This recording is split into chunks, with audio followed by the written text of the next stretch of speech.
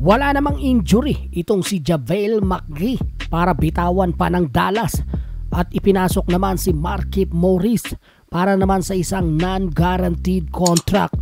Yan nga ang magkasunod na galaw ng Dallas Mavericks. Pero ano naman kaya kinalaman ni JaVale McGee sa LA Lakers?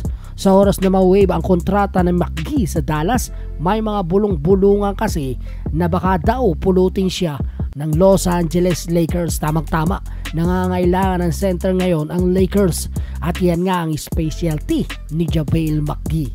Kaya lamang siya kaya ay kursunada pa ni Rob Pelinka. Pauusuin na naman kaya nila ang Twin Tower lineup. Ayon sa report ni Shams Charania ng The Athletics, sa susunod na linggo inaasahan na mawawala na sa Dallas si JaVale McGee. Mawe-waive ang kanyang kontrata at magiging free agent si JaVale.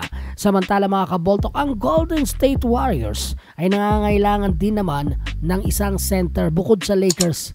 Kaya aminin man natin o hindi, baka maunahan pa ng Warriors ang Lakers. Isa pa, nag-champion na si JaVale McGee kasama ang Warriors. Pero papayag kayang maunahan ng Warriors ang Lakers dahil dati na rin naglaro sa Lakers si McGee.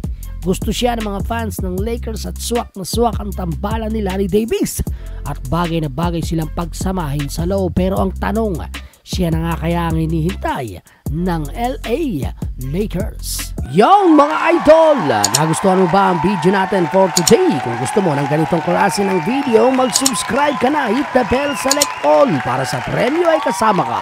Bisitahin mo na din ang ating Facebook page. Muli, salamat po, ako si John. Ito ang Basketball Talk. Basketball Talk.